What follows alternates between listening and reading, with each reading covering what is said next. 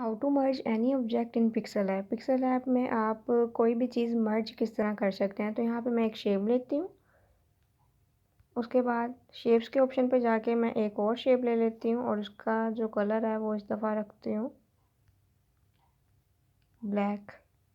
ठीक है, और इसे सर्कल में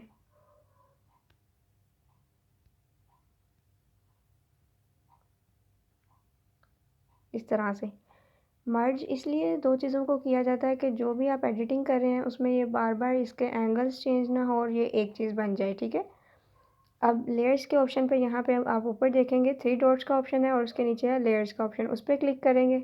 अब इन दोनों को पहले लॉक करेंगे, उसके बाद यहाँ पे नीचे देखें तो यहाँ पे फर्स्ट वाले ऑप्शन पे क्लिक करेंगे और फिर इन तीनों को टिक करना है और नीचे से ही थर्ड वाले ऑप्शन पे क्लिक कर देंगे। उसके बाद ये मर्ज हो जाएगा। मर्ज होने के बाद ये एक ऑब्जेक्ट बन गया। अब जो भी आपने चीज़ बनाई है वो बार बार उसका एंगल चेंज नहीं होगा। अब आप इजीली इस पर एडिटिंग कर सकते हैं।